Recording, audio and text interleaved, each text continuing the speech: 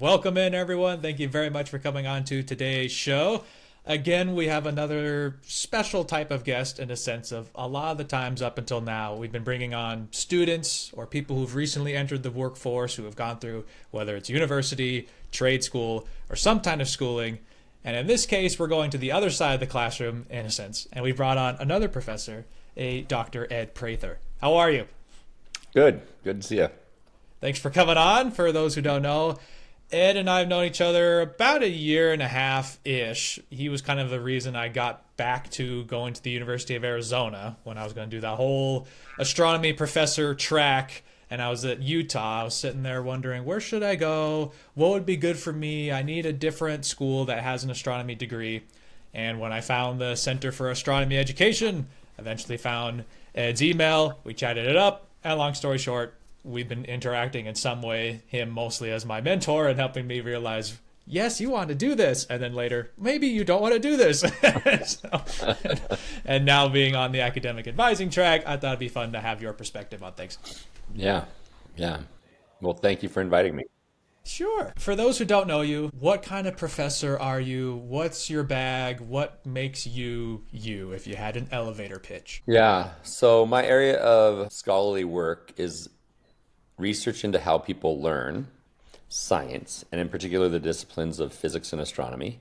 And that can be there's many facets of doing that kind of work, but I'm more tightly aligned with trying to really work on how to create classroom experiences that make the widest range of students have success in learning astronomy, becoming more able to pursue their paths beyond my class. So there's a lot of things that aren't astronomical knowledge that I'm trying to make sure students acquire along the way: critical thinking skills, problem solving, communication, that kind of stuff.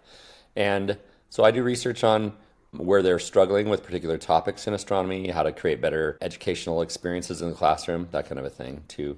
And how to measure whether or not students are learning, and also how to provide data that would argue that the classes are effective, maybe towards their attitudes and beliefs about science, that kind of stuff. Is this a common field to be doing research in? Is it kind of you, or do you have a lot of colleagues that No, are tackling this? no. There's only a few people in the world, I guess I put it that way, that do research in astronomy education, research in particular. It's grown in terms of the total number of people since I started, some 20 years ago, but it's still very small and niche, like compared to other disciplines within physics or astronomy, for that matter. But especially astronomy is very small. So, with how small and unlikely a person is to kind of stumble into it, how did you get into doing astronomy education as your thing? Yeah. Well, okay, that's gonna maybe make me go back prior to knowing I was gonna do that. I gotta think about how to start this. I was a crane mechanic at the time that I decided to go back to college, and I was in my roughly mid 20s. I've been working as an assembly line person. I was given an opportunity at the company that I worked at to work to create technical manuals on how to create or how to repair cranes. And as part of that, I did a couple of trainings with crane mechanics that came in from the repair yards around the country and was teaching them how to troubleshoot aspects of hydraulics and electronic functions on a crane. I found that the teaching that I was doing in those trainings with those field mechanics was like really, really fun and interesting. And it took me by surprise. I wasn't expecting it. And I knew I didn't like writing the repair manuals. It felt very dry, living in a cubicle. And it gave me a moment of pause. I went, huh, it's the first time in a while I've done something that felt like it gave me some joy that was also work. And that led me to start thinking about, maybe I want to be a teacher. And at the same time, I've been fascinated with and wishing my career path would have taken me to become a professional sports car and or motorcycle racer. And at the time, I was building cars and motorcycles, and I would talk to engineers at the crane manufacturing plant about how to do that better, how to build cars more successfully. And it usually came down to something about, I don't know, suspension geometry or how shocks dynamics worked in terms of dampening and blah, blah, blah. And those conversations with the engineers often turned to a statement that ended the conversation, which sounded like, well, that's physics. And I'd be like, maybe physics Hit the is what I'm wall. interested in because it seems to explain the things that I find most intriguing.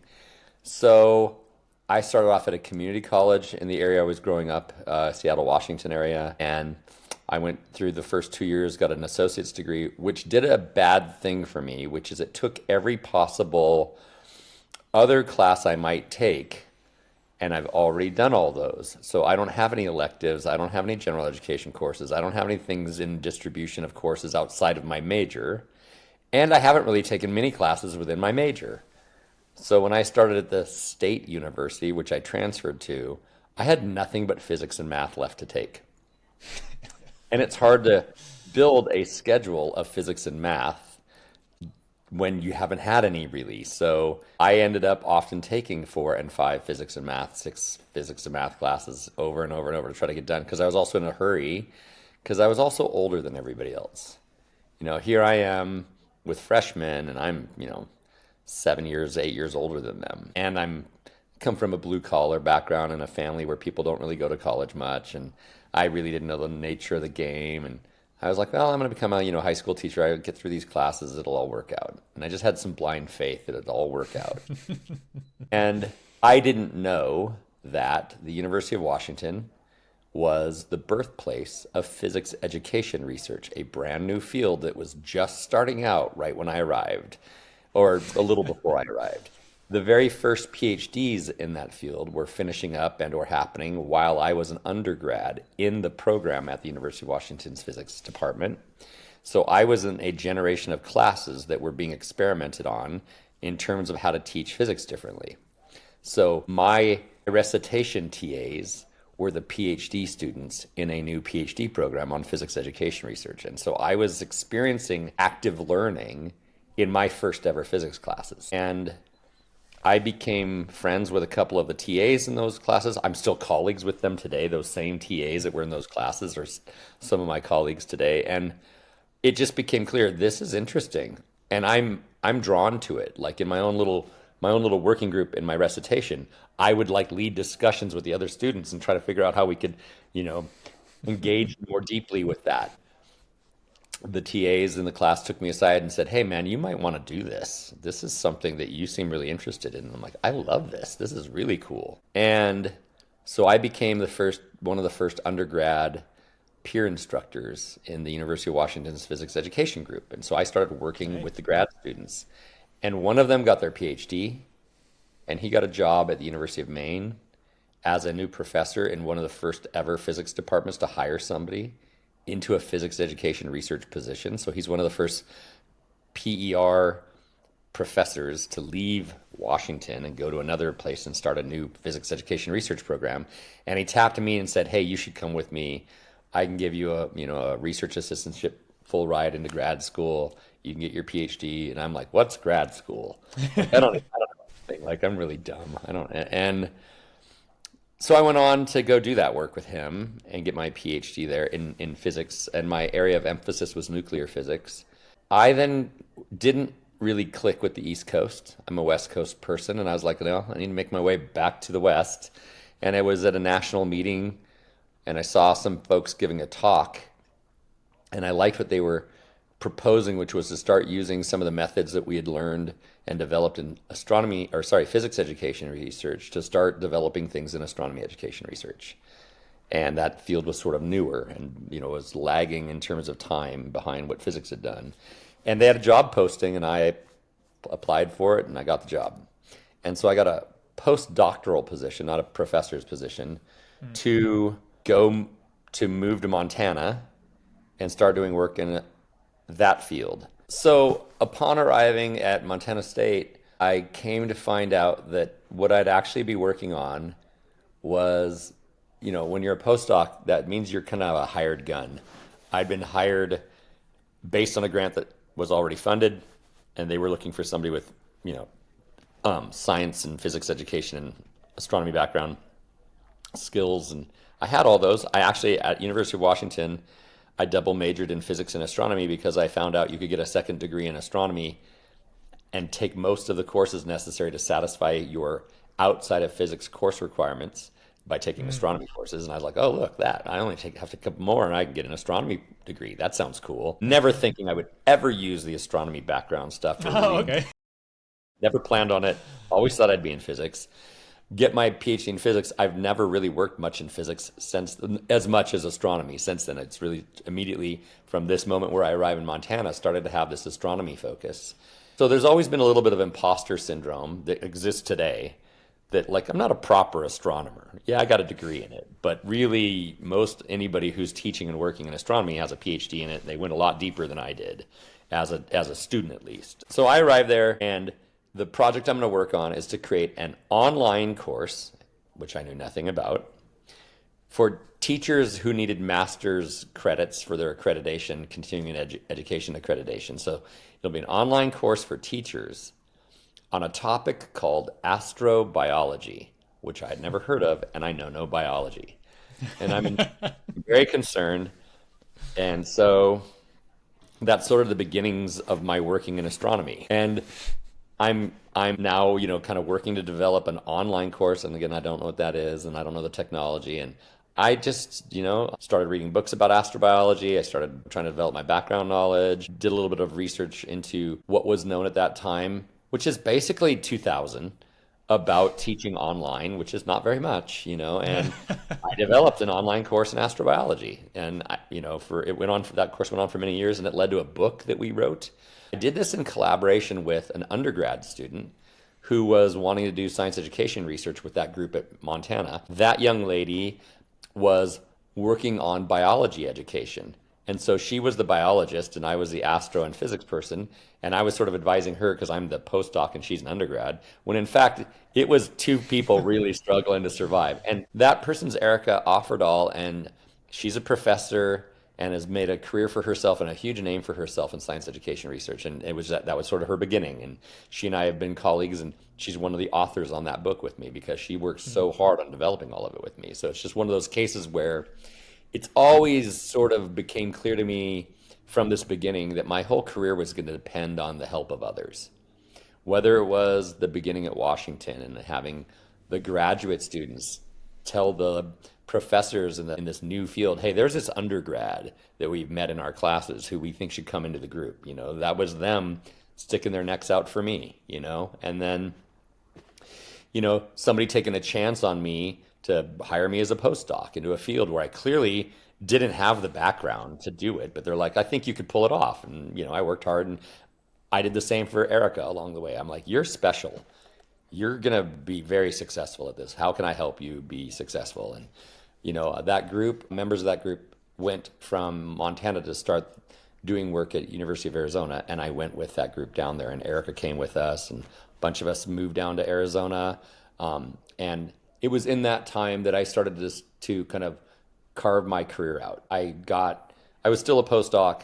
Then, a couple years later, you change your position title. And I think I was a staff scientist, and then I was a lecturer, and then I was a senior lecturer, an associate, research scientist. And I had pulled in my own grants from NASA and the NSF to work on astronomy education research projects. And there's PhD students that I'm advising and leading to their PhDs. And so that's sort of the way I get into doing astronomy and focusing on astronomy, is by being brought into an astronomy department at the University of Arizona and really saying, all right, I think this is my home now, is astronomy. And I started teaching introductory astronomy courses and developing curriculum for those courses. And that's sort of how I end up building a reputation and a group of people around the country who I might collaborate with. And at that same time, I had developed a new curriculum in collaboration with a group of folks, called lecture tutorials in astronomy, which was a type of activity to do in astronomy, introductory astronomy, in-person general education classrooms. And that became very popular. People around the country were adopting this curriculum, and I started teaching workshops at national meetings to other professors on how to teach astronomy. And that's what the Center for Astronomy Education really was grown from, was that there was a NASA program that wanted to have a footprint in college education, and they saw those workshops as we could support that. And so I got a NASA program, a funding, to create a national professional development program to teach professors how to teach astronomy. And that's sort of where the Center for Astronomy Education came from. So I think we're still in the sidetracks nature of this podcast. I think we're still on the same topic. I don't know. I don't remember exactly. No, this has been great. There's like 2 points that stick out to me that are great Yeah. to bring up. One was talking about how much you needed other people to help get you to where you are. Because Oh yeah. I know a lot of my own experience, and so I can only speak off that. So anyone listening, don't get too offended. But the sciences can be prone to independent minded folks, shall we say, who believe they can take care of what they need to on their own, and that's all that they're ever going to need is themselves. And there's so many instances where even small little tiny things where it's like, hey, maybe you just need a little help on how to present yourself for a job interview, and then that could Yeah. be just that tiny little thing you need to go get to where you need to. Or it could be as big as this, where you've got like this kind of like a family or a group of people like, hey, you come over here, and then this other group sees you and they go, oh, well, why don't you join our group? And they go, oh, okay, now we got Yeah. like this ever growing group situation. And so I think it's And important that people realize that. I had so little background in academia and so little background in the discipline that I found myself working in that my imposter syndrome was so big that I needed everybody else around me to take care of the things that I didn't even know I didn't know. There'd be people like, no, you can't do it that way. Don't you realize? No, I don't realize that. Oh, that's how that's, oh, okay. And I would have made a lot of mistakes and or marginalized my future without knowing it had other people not stepped in to help shepherd me and give me insights. And the other part is the level of creativity that came from those collaborations. Like, had I worked in isolation, any of the books that I've written would not have been nearly as rich and well developed and thought of by students as being as useful had I just done it on my own.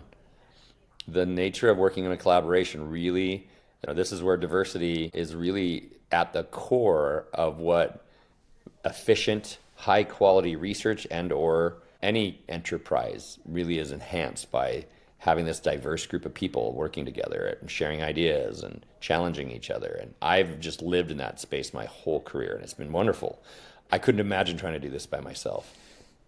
At the same time, I find myself currently not having a big group around me at University of Arizona, and I collaborate with people through Zoom, through a disseminated model with folks around the country. So I'm still collaborating, but we're not all like in the same offices anymore. And it hasn't changed that I still thrive by being in collaborations with folks. It's just changed where we are.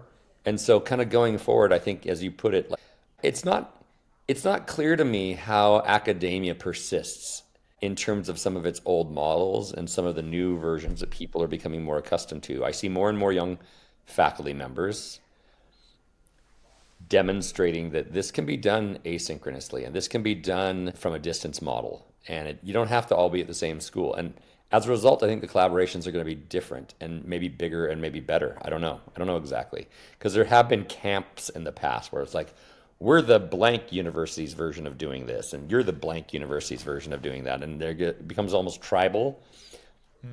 And when the funding is so limited, the wars are very intense. Everyone's clawing for that dollar.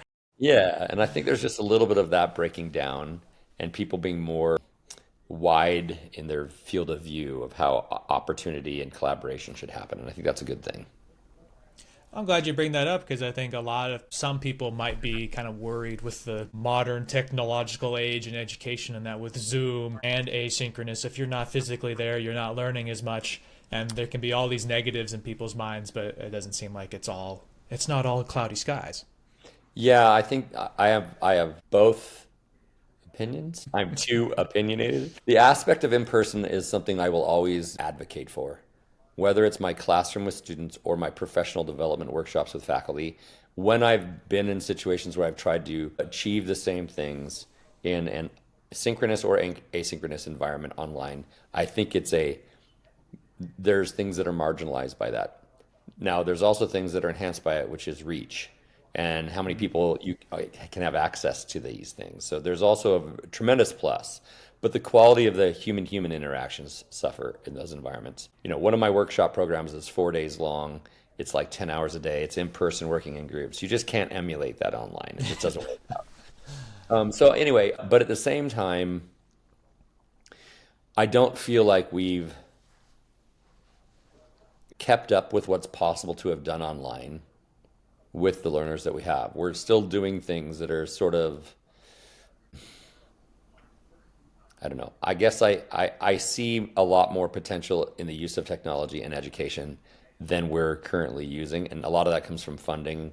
A lot of that comes from the nature of how our educational system is set up. You know, a lot of the nature of universities operate like a business, and they operate like a business that has to have people sitting there paying tuition, finding value in it. And so I don't know. We can go on and on about that.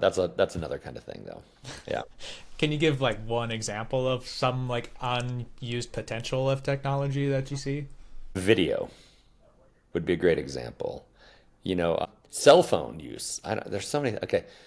People have become digital experts at things, and the traditional learning environment doesn't make enough use of that. And I have written grants to try to say, what would it be like to make use of the cell phone in a productive way in my classroom, in my in-person classroom?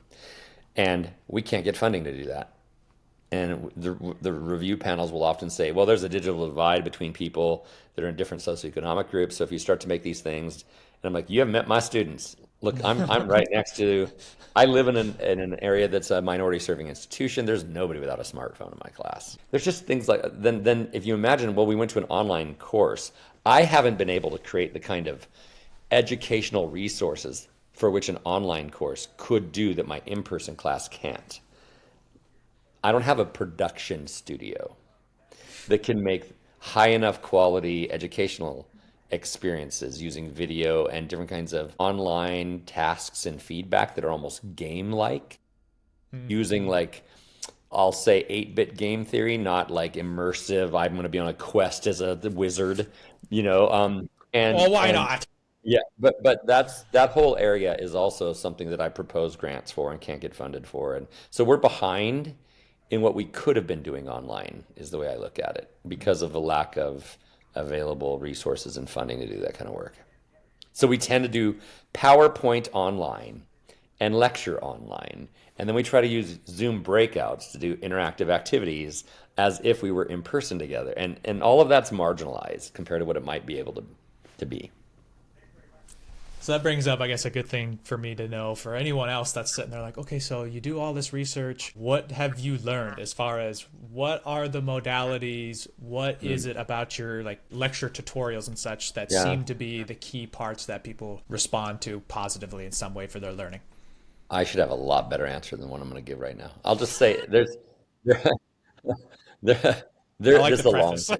It is really hard. It's really hard to say this well to me, but I'll try. There are some principles about how humans create knowledge that should guide one's practice, and lecture does not exemplify many of them.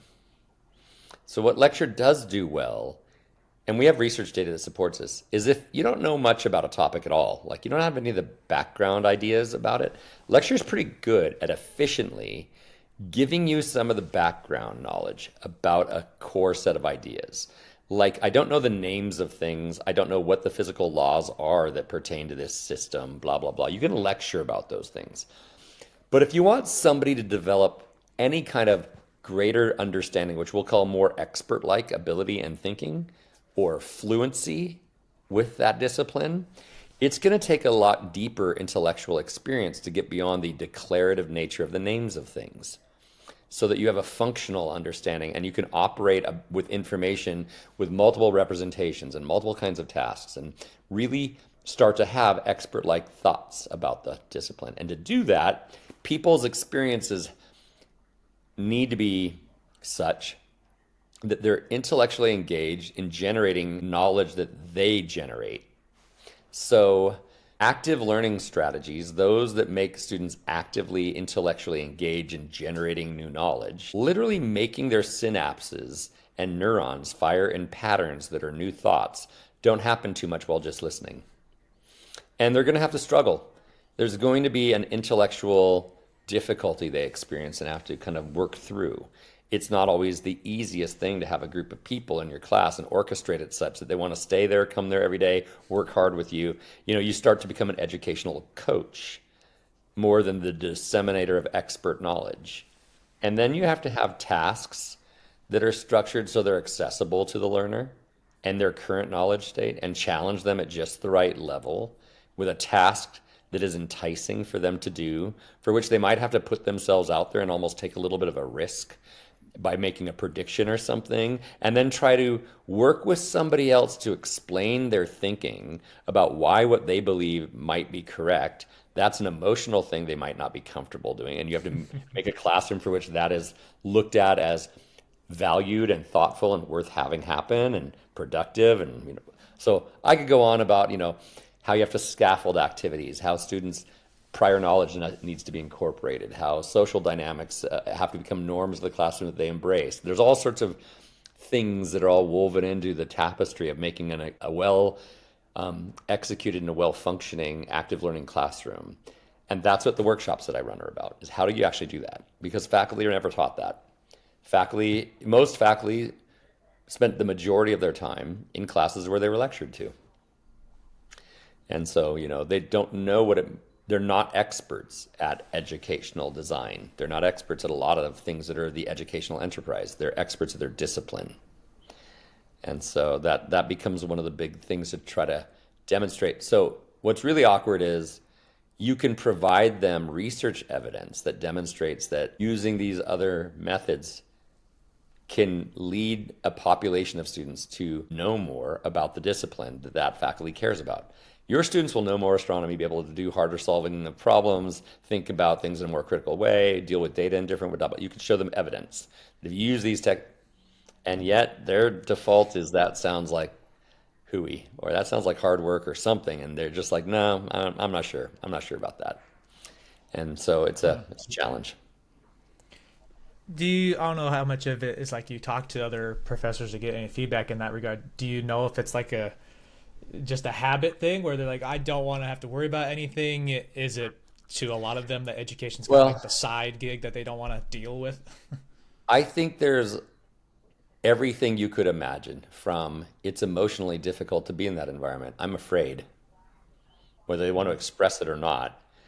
They put themselves in a vulnerable position when they have to no longer be at the front of the classroom as the disseminator of knowledge down to a group of people, like literally hierarchically, they've positioned themselves in a particular place. It's difficult because it's emotional.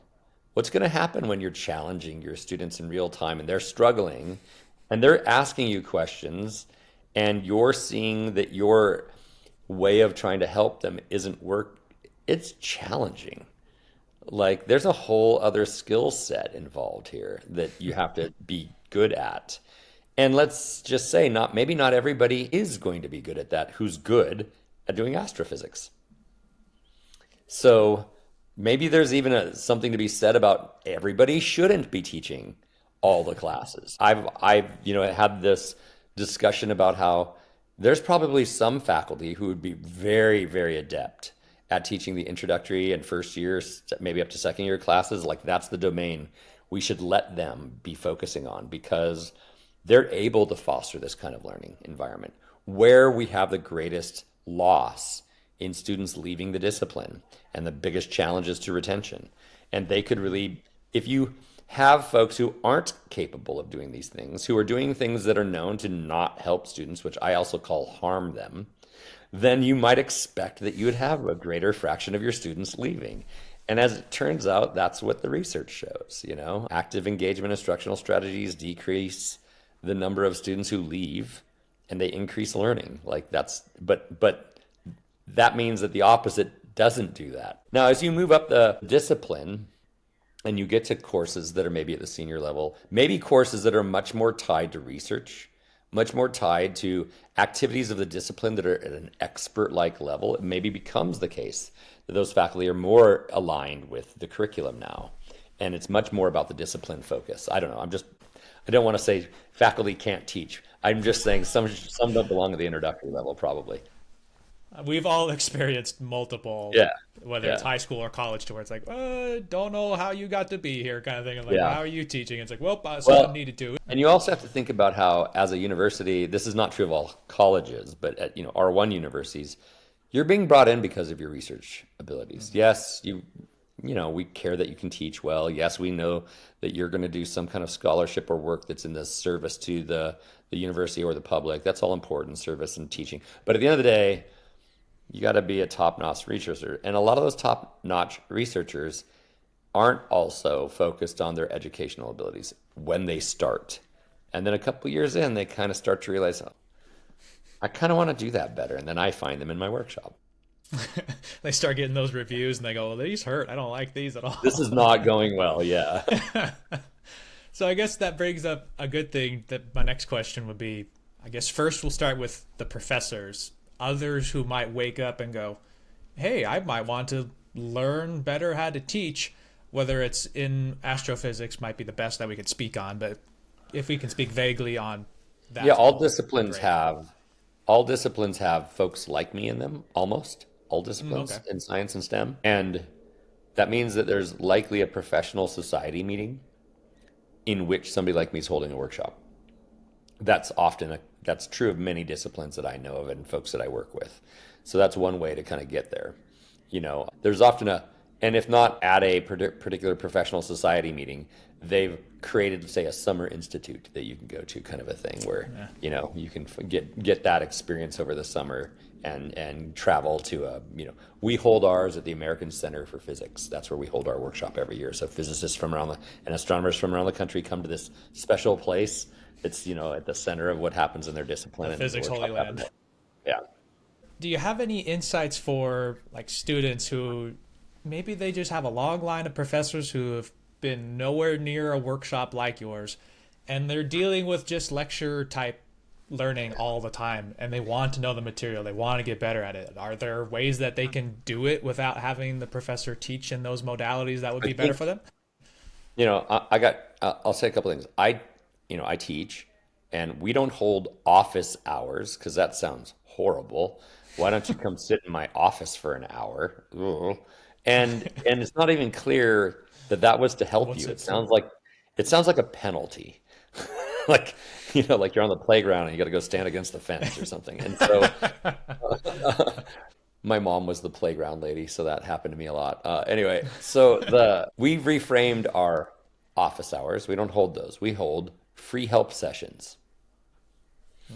So I don't think students take enough advantage of the resources that the faculty and the graduate students are trying to afford them when they take a class. Because there are almost no faculty that I work with ever who say, I'm over enrolled in my help session office hour. There's so many students I can't even dot dot dot. So we made a formal program to try to see if we could make that happen. Like, how many students could we get? And I have bonus programs. I have all, anyway, so that's one thing. I'd like to see students take more advantage of, also the department may have a help, like a physics study center, that kind of thing. Take more advantage of not working alone, working with people with more expertise. Now, that's one model where you go to a help center, you go to a help session, you go to a study center. The other is don't work by yourself, as in find a peer group in your class. Find some other folks that are in your class that are working on the same thing, even if it's one other person.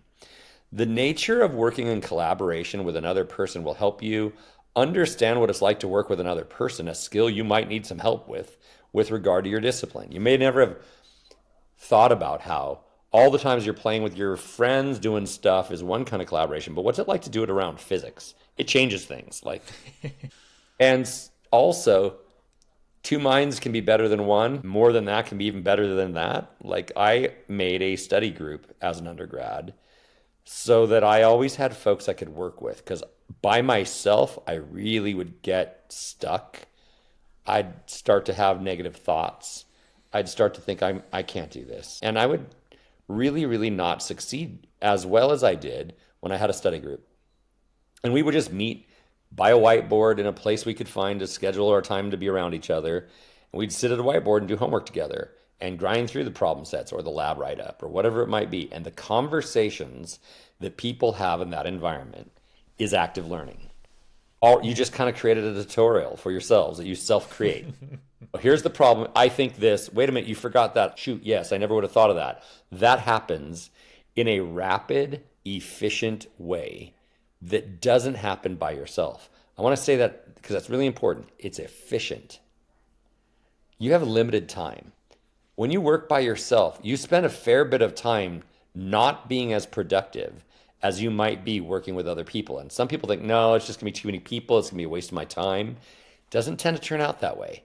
You tend to be more successful at getting your work done and at having conversations that expose you to the things you're not correct about or struggling with that you didn't even know about, and give you ideas you would not have thought of yourself that others have. You're like, I like that. That's how I wish I'm going to think about it like that. So those are two things that I highly recommend. Don't study Well, alone. good. Yeah. Yeah, that's the one thing, especially when I was in pre-med, that you get a lot of people who would just kind of get in their own little like cage, mental cage, go sit in their corner, and they just grind it out by themselves for hours and hours and hours, don't sleep, da da da da da. And I never seemed that or thought of that as like a healthy way of learning in any sort of way, like obviously to their own actual health. And then they never seemed super advanced, like they didn't make them into super geniuses because they Yeah. had this solo way of learning it. And I've certainly seen both when I was a student and students of mine that don't work with other people and do wonderfully and don't need anybody and don't want anybody. And I don't, it's not like I want to pick a fight with them. I'm like, okay. And my feeling is you don't know what you're missing out on. But maybe for them, it's like you don't know what I'm keeping myself from suffering through. And they've decided this is the low suffer model for me. And to which I'd be like, maybe you're right. Like there's, Good for them. yeah, good for them. Yeah. I could do it. It's not the majority for which that is true. That's for sure. I'd agree, yeah. So going on more of a tangent in a sense, on more, there was one thing that kept popping up in your story of how you got to today that I think would be nice to address, of how does one, whether it's bouncing around from Seattle to Maine to Montana to Arizona, and or dealing with this imposter syndrome you mentioned a few times, how do you, in some constructive way, deal with that? Was it kind of a taxing thing that was on your mind a lot? Did you have friends, family, etc. that you spoke to? How did you work through that, assuming that you have? Yeah, that's gonna be. I'm gonna answer as a my personal experience kind of thing, and then I'm gonna Great. talk about how it's maybe not a good model to view your life through somebody else's life through it. Like I had grown up in a not people aren't going to college around me, whether it was my family or even my friends. The neighborhoods I grew up in, people weren't going to college much. It wasn't being talked about, or at least I wasn't hearing it. And so it took me a while to get old enough to go to mature enough to go to college. I was very childish and immature and irresponsible for all that time after high school. I graduated when I was before I was 18. I was living on my own already. I was out doing all sorts of really poor decision making, and I was very childish. And when I got back to college, I sold everything I had. I had race bikes and I had, trailers and a truck and stuff and tool, blah, blah, blah. And I sold everything I had. I quit my job. I got the least amount of money anybody can get to go to college from a Pell Grant or a Stafford loan type stuff. And I lived off my savings and what I sold for the most part to try to get through this stuff. And got jobs on campus in like the math study center and the physics study center. I'd work there. And I just put my head down. Like literally, I told all my friends, see ya, I'm going to prison and I'm not going to get out until I get my degree. This is all, I don't race anymore. I don't do anything. This is all I do. I literally put all my eggs in that basket. And I believed that if I just worked really hard, it was all just going to work out somehow. And I still work that way in the sense that I just got to believe it's all going to work out. It worked out for other people. Why wouldn't it work out for me? I'm going to work hard. I'm not dumb. I'm able to do stuff that's difficult if I put my mind to it. I can do this.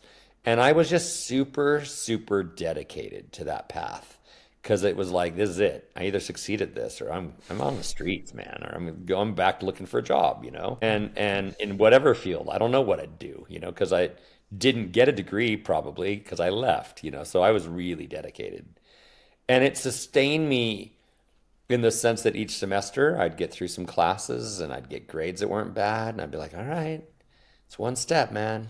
And I was in a hurry because I was older. And I had worked my butt off before that, as a crane mechanic, and then in the evenings building race cars. And I just worked really hard at everything in life.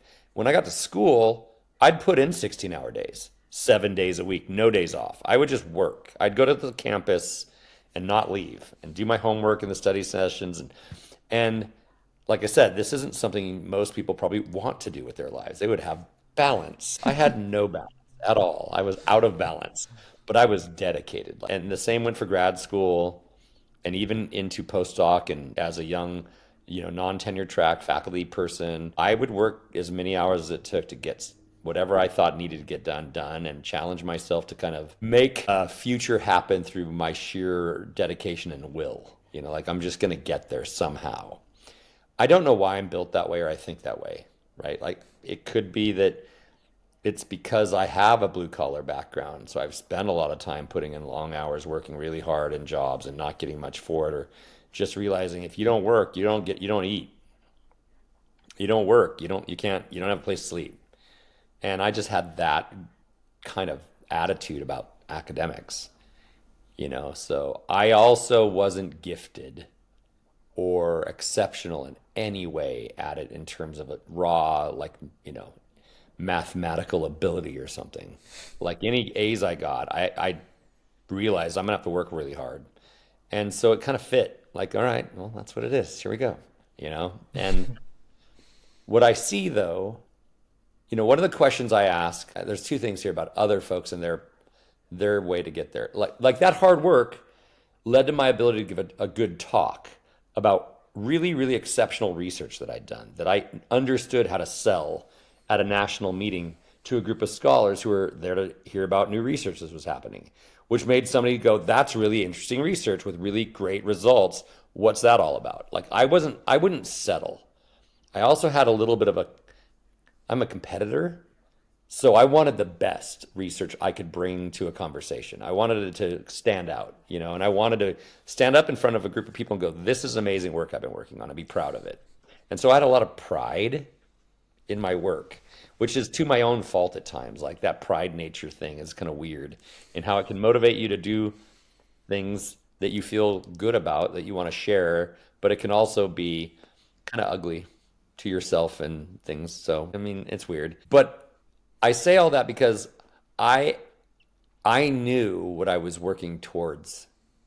Once I left my undergrad, I knew the only next step is professor. There's nothing, that's it. I'm doing that. I'm going to teach college. That means I got to get a PhD. That means I have to have experiences with teaching in college level. And I have to finish doing that part at a level that will get me noticed enough to get into somewhere. Like it really mattered to me that I did something exceptional in my PhD work. I don't really know that I actually did that, but it felt like it at the time. And when I see folks today that I mentor or that I'm, having discussions with, one of the questions I ask them right up front, and you were asked this question by me, is who has your job? And that freezes people in their tracks often. And the answer to that question or the continuation of that conversation is often no, seriously. Like if I could fast forward time and snap my fingers, whose job would you take? Somebody's doing it right now. What are they doing? What is the job that you would like to be? If you don't know that, it's tricky to put all your eggs in a basket when you don't have that clear of a vision and you've said, that's what I'm going to be doing. And not everybody knows that. They just go, I like this field, so I guess I'm supposed to go to college. I'll go that direction. I didn't go to college. I didn't know what I wanted to do. I was out doing blue collar work until I figured out something I really wanted to do. And so that's one of the driving questions I ask folks often is like, do you even know what you're working towards? Because for instance, in astronomy, there's very few faculty positions compared to the number of people getting degrees in the field. And so you better be willing to do other things that you're going to be capable of doing because of the knowledge and skills that astronomy gave you. You could work in a data science field pretty well. You could work in a lot of different things, but you might not actually end up a professor. Are you ready for that? That kind of a thing. And then the other thing is I see a lot of folks who, I guess I would say, not at the graduate level. By the time you get into the University of Arizona in graduate school, you are a hardworking, dedicated person towards that discipline. But I see undergrads for whom they've not been out in the world with a real job, really. They haven't had to pay their rent out of their bank account of the money that they earned in their low-paying job and struggle with the lack of food that they didn't realize was so expensive and blah, blah, blah, blah, blah. And so they're not as motivated intrinsically to be working as hard as they can. They're kind of getting by. And that's a thing that I'm like, well, that's gonna be a struggle for you. That there's a thing here where you really have to like put in your everything you got. I really wish everybody that came into college said, that's it, I'm gonna give it everything I got. And I see a lot of people who have really rich social lives and kind of academic lives. And maybe they're doing it better than I did. I don't know, but I just feel like it takes a lot of There's no work. perfect way. Yeah. I like that whole story there because there's a lot. I don't think I've yet had someone on who's had the more blue collar background first and then going into college because I think some people might have the mentality of it's kind of one or the other. You have the hardworking types who drudge their way into whatever jobs that they're doing, and they're always going to be active with their hands, what have you. And then you have the brainiacs or the academics who go to Wall Street or they work as a professor or whatever else that they can't be Yeah. intertwined at all. And so it's One a of nice the perspective. groups on campus at U of A that I was drawn to and asked to help support were the students that were coming to U of A who are veterans. I totally empathized with them because in many ways I felt like, yeah, you've just been in an enterprise and a social group that doesn't map one-on-one onto the academic world. And you're going to have to learn how to code switch. The things that are talked about, joked about, acted out, done in that other environment, crane mechanic or out as a service person, when you come onto campus, you're going to have to change that. It's a different kind of thing. It's not that, again, a group that knows how to work hard, a group that knows how to collaborate, a group that knows how to take responsibility, a group that dot, dot, dot. And there was a lot of coaching just about how to succeed in academia that was needed for that population. And I identified with that strongly. I kind of got it. So I think that a lot of the students who come onto campus who come from academic families, some of them are you couldn't create an obstacle they don't know how to work through and around. They're just that good. They just get it. And then there's also a group within there that is very sheltered in kind of a worldview sense and very sensitive to criticism and or not getting an A and quickly struggle when the grades aren't coming and the work is harder because they were so successful in high school and college is much harder. And as soon as it gets to that much harder, they don't have another gear they're ready to grab. That yeah, and so I don't know. Yeah, it's really when you get to I've worked with I don't know, probably 7,000-8,000 students in my life, and you get to see a really big variety of folks. The university's challenging and it changes people's lives in every way you can imagine. And some of them that life changes. We'll still be here in a few years when you're ready to come back.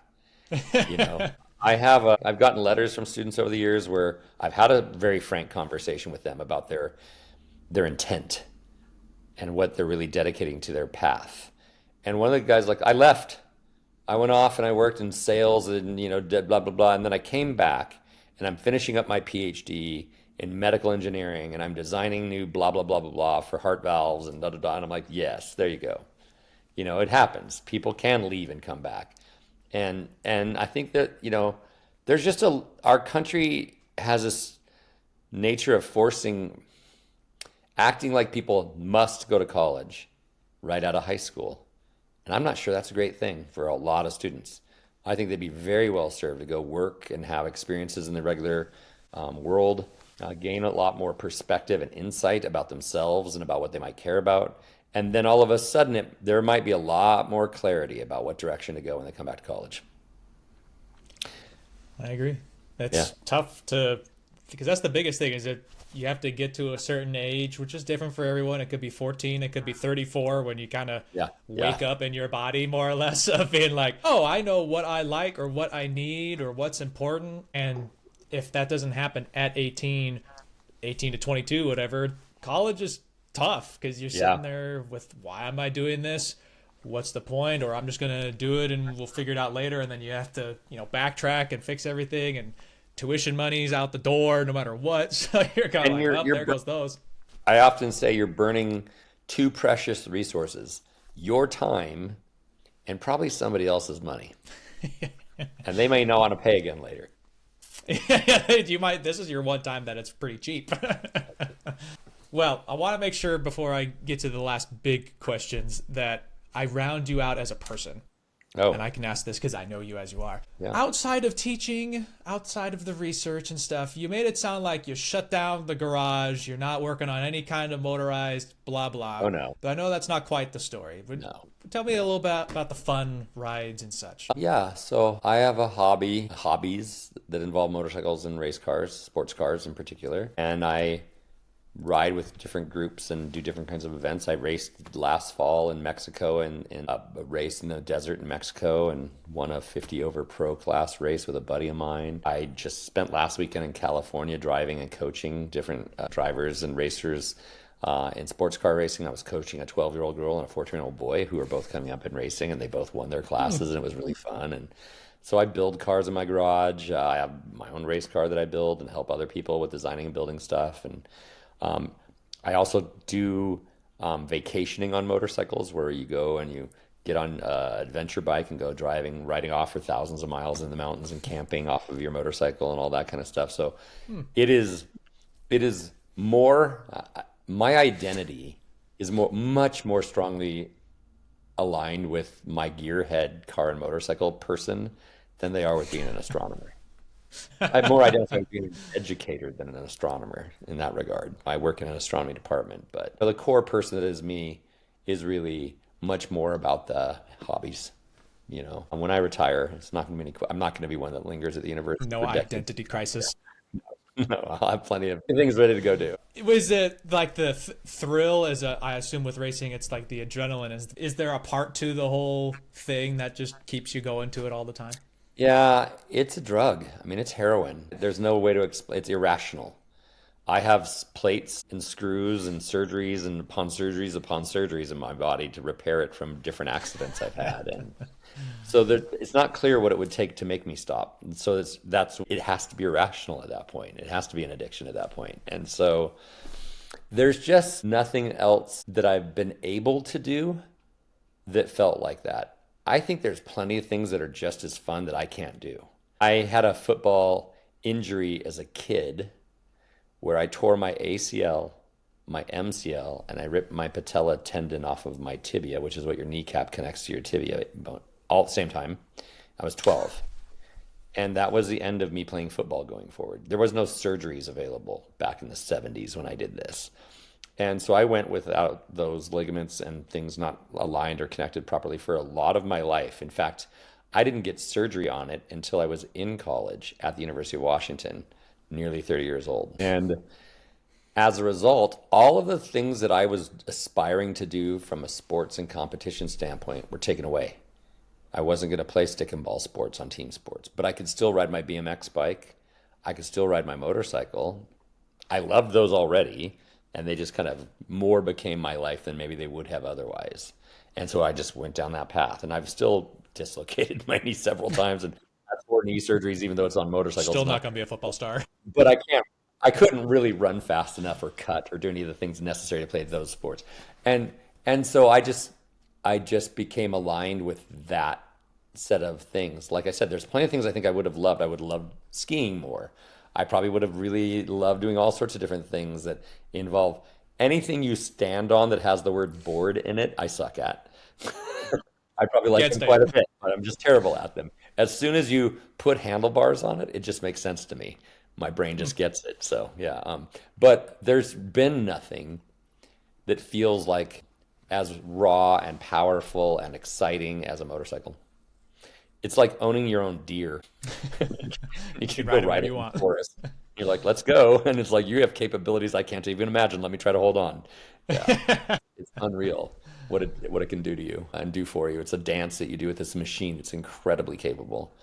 And with sports car racing, it's like owning your own roller coaster. You get in it and you get to pull G's like only a roller coaster can, and you're in control of it. And it's pretty awesome to have your own roller coaster. It's pretty cool. Yeah. I've never heard it that way. That's a fun way to think of it. That instead of just being at the mercy of getting, you get to you're the one thrashing it. However you want it, that's You it. got the controls. It's all up to you, man. They laid out a course, and then after that, what speed can you do it? And I do sports car racing, so elevation change, left and right turns, high speed, low speed, decreasing rate. It's all sorts of different things that you have to learn. The physicist gets to really, the way to think of matter and energy like a physicist plays out in sports car stuff in a really profound and interesting way. Whereas it does play out in the motorcycle part, but there's so much physicality to the motorcycle part that it's much more like being an athlete. Whereas the sports car, it's much more like a game of physics chess that you're playing with people. And you're like, who can control which tire has the right weight on it and how much friction I can create based off of that. So I can then move the car to where I want it to be in space and time. A physics way of explaining it. That's fine. That's my first time having that kind of. I didn't even think about the tires. Weight and tires. What do you mean? It don't just go. It's all tires, man. Like I have a tire addiction. So yeah. A whole stack of them in the garage. That's exactly, yes. My brother, he's kind of the same, not at the same caliber, but he's a big car guy, and he's almost always have 2 or 3 sets of tires, it seems like. And I'm like, dude, what, like this one's for this season, and then that car, and this car. And I'm like, oh yeah. Yes. Are there any races or any big events coming up, even if it's just a journey on the bike to the forest? I'm hoping to do I have a couple of my buddies that I do adventure riding with, and we're going to do a ride from here out into New Mexico and back. That's an off-road adventure ride of hundreds and hundreds of miles. And I'm defending winning last year's Time Attack Series events in May down at Indy Motorsports Ranch, which is here in Arizona. There's a big event, a small event that we put on down there, and I won it last year, and I'm going to try to defend it this year. So we'll see if it happens. Hey, good luck. That sounds cool. All right, with all the fun stuff out of the way, we come back to the show with 2 main pieces to end with. One is a question, the second one's you'll see. So the question, I give this to every single guest. It's not meant to be too big of a deal, but some get freaked out by it. You are granted one redo to your life. Whether it's gigantic, like you would not have traveled to Maine for whatever reason to follow the group. Or maybe it was small and you would have picked up chess instead of motor crossing, whatever. Yeah. If you were given a redo to your life for anything from high school to today, would you take it, and what would it be? Well, I'm glad that you just put that high school piece in there, because then I can't say I wouldn't have dislocated my knee when I was 12. Damn it. Besides that, we'll say that's like, well, ultimately it'd be that one. Well, I mean, one of the things is I have a couple thoughts. One is I wish I would have given everything of myself to racing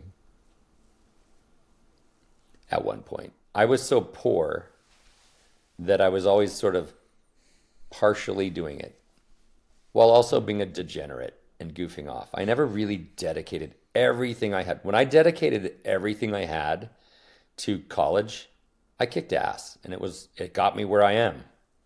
I never quite did that when I was young to the racing thing. I wanted it to happen. I tried it. I did stuff, but it wasn't everything I had. And I think if I had done that, that would have been fun to see how life had turned out. Because that still lives within me as the dream that I always wished I had been able to do. And I still try to make versions of it happen in my life now. So that's one thing. On the academic side, I don't have a lot of regrets. There's things I wish I had done more of or differently. I'm glad that I'm not I wish I would have been better at things that just are how I'm not wired. I wish I was better socially with the network of people that were available to me to work with. I wish I was better socially with working with people and making connections and building a team and mentoring folks. I wasn't prepared for that as part of the job. You come into this and you're a subject matter expert, and I was working really hard on helping people learn. It's interesting, I'm very good in the classroom with working with students and helping them, but you bring me to a national meeting with a bunch of other astronomers and researchers and stuff, and I don't really want to be there. It's not that I don't want to, I'm not socially good. in that scale. I'm good with two or three people, four people, but as soon as it's lots of people, I get overwhelmed by it. It's too much for me, and it's very hard. And I could have had better collaborations and funding, articles, research, made a bigger impact, helped more people if I had been better at those things. So that's a thing that I wish I had, a better ability that way. And I tried to align myself with people who were better than me at those, and it helped a lot. Some of my collaborators were really great at making all those things happen, so that knowing that I wasn't very good at it, which was nice. I don't know, there's projects I wish I would have pursued also with more kind of blind faith and just gone for it more than I did. Like I worked early on with a colleague of mine on developing simulations and animations, and he and his team, I worked some on it, made some of the greatest simulation animation archives to teach astronomy that exist. And he and I and others all wanted to make certain kinds of online gaming based on simulations and animations from those that would lead as a sequence of scaffolded tasks like the tutorials. And we try to get funding and support for it. And we always kept having to start over and start over and start over. We could never quite land it. And I wish that that's something that I could have created, because it would have changed everything and would have been what is going to be happening from here forward, is like a stepping stone that we never quite built. It still needs to have, like, the online world of teaching. That's some of the things that if they existed, we'd be moving forward, and AI would be helping us move forward. And so there's a gap. And so there's just things like that I wish I would have created. But like the going to Maine, the going to Montana, the coming to Arizona, there's things that I regret. There's things that I wish, but you never know. You take it out, and who knows what door wouldn't have opened. So I don't dislike where I ended up so much that there's something I look back to and I'm like, I just could have. I mean, there's one thing I'm not. There's one choice that I definitely wish I hadn't made, but I don't know what the alternative choice would have been. So it's hard to say. Yeah. Those are good insights. I always ask this one, we all go through the same kind of thing of like, well, what would happen? I want things to change, but maybe I don't, da, da, da. The reason I started asking this question is more for if anyone is listening and they're at like that same point of where you would have made that change. Like, let's say, Yeah. like Yeah. dedicating your whole self. If someone's listening and they're like, well, maybe I'm really into origami and paper art, or I Yeah. really enjoy history of Southwest Asia, whatever. And there could be things in the way that might make them originally think, I I'll can't share do I'll that. share something, Bryce. It's sort of interesting. Like I had been working for a science mission for quite a while. They created a position to lead the formal education program of that science mission, telescope mission. I got hired into that job. I was going to leave teaching altogether and go work to lead the formal education program for a major telescope mission, Rubin Observatory, the one that's coming up. I only kept that job for about a week. And I said, sorry, I can't keep doing this. I recognized that I had made the mistake of being ambitious about wanting to make a change happen and do something particular that would require me to be very unhappy because of the level of meetings and I'll just say bureaucracy and minutia and all the things that the leadership position required of me. I realized I'm going to be very unhappy trying to succeed at making this thing happen. And I left it. And everybody was like, holy shit, you just got hired and now you're leaving. And it was embarrassing for some people that had just hired me. They're like, I can't believe you're doing this. I'm like, I know. So don't lead somebody else's life. As soon as you know it's not you, as soon as you know this is gonna make me incredibly unhappy. Listen to yourself. Like that was a big opportunity that was handed to me, and I turned it away because I just realized it wasn't me, and I was gonna be unhappy. So that's one of the other things. You gotta be really honest and trust your instincts about some things, even if they are a loss of perceived opportunity and that kind of thing. That bleeds pretty well into the last thing of I always turn time over to the Okay. guests for I always get to say my favorite word, unfettered, and that I'm not going to prompt you in any sort of way. Besides, you get 10 seconds, 10 minutes to be inspiring, be funny, tell a little story you wish I prompted out of you, or even just say goodbye. If there's anything else you'd like to say here at the end, what would it be? Golly, I don't know, Bryce. You could take a You second. know, This is yeah, your real big moment. They're not going to listen to anything else you said if this sucks, you know? yeah. I don't know. I feel like I've said those kind of things throughout, I guess. Whatever my wisdoms and philosophies are sort of came out already. That's good too. That goes with the whole Yeah. efficient thing. You did two birds with one stone. I mean, I wish people success, but I don't claim to know how to pull it off. Yeah. You know, I do have something that I guess this will be sort of interesting. This will be a different little piece. All right, so don't be afraid to take risks. There's a lot of academia that it's easy perhaps to get through it and be successful at some level and not take risks. I always was writing grants and or proposing directions we should go as a discipline that seemed like nobody else was thinking that that was a good idea. Sometimes they paid off, sometimes I couldn't get funding for them at all. Like I still don't have the the funding for several programs that I still wish we had done that the country still needs, and I just can't get anybody to agree to do it, right? But then there's other things that came along that I almost didn't do, and then I just said, no, do it. Don't be afraid. Don't let your fear rule you here. Take the risk. Just do it. One of them is I was approached by a guy who was given my name by my thesis advisor, and they said, you should invite this person to participate in your program. And this is a program of the Dalai Lamas, where Western science teachers go to India to live in monasteries, where Tibetan Buddhist monastic leaders come to learn about science. So I was the physics and astronomy teacher for a group of Tibetan monks living in India.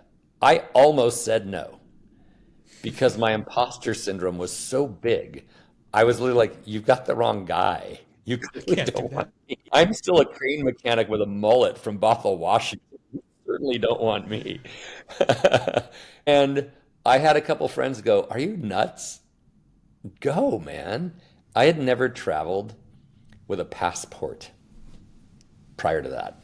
So my first time with a passport was flying to India to go live in a monastery with Tibetan monks. And it changed my life. It changed a lot of it was a new focus on how to think about teaching.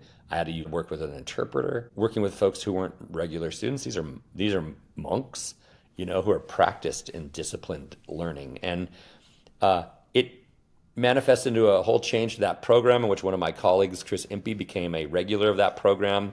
After I went, I introduced him to the program, and he totally became infatuated with it. And one of the interpreters became one of my PhD students, and we did research on how Tibetan monks learn science, and all sorts of stuff happened from that because I didn't chicken out. I didn't let my fear win. I took the risk. I just said, "You're dumb if you don't do this. You come on, man. Let yourself believe that this is going to work out." And so it also, while there and living in that environment and learning from the monks and becoming more aware of Buddhism in general, gave me a quote that is of the Dalai Lamas that goes something like, try not to hurt people, just help them. And I'm saying it wrong, but that's what's always lived inside of me as the quote. If you can't, that's sort of the goal for me of education. Like, make the choice that helps people. Try not to hurt people if you can. And I use that in talking to professors. Like, if you know there's things you could be doing to help them, why aren't you choosing it? Let's just try not to hurt them. And so I'll just say that as you kind of go forward, take some risks. Let yourself have the opportunities that are going to come your way without being afraid of them. And continue, if you're in any pursuit really, to try to find ways for which your central focus might be to support other people in succeeding. Because that has brought me the greatest happiness in what I do. Oh, that was well said. You were worried for a minute there. It turned out really nice. Yeah. All right. There we go. There you go, Bryce. Great. Now it all wraps up in a nice little bow there. That's the bow. Yeah. Well, then I guess all that's left to say is thank you very much, Dr. Prather, for being on the show. I very much appreciate you being on here and getting to hear a little bit more in depth of your story. You bet. And I wish you all the best, my friend. We'll talk some more soon. Sure thing. And thank you all for listening. We'll be back again some other time. Have a good one until then. Bye bye for now.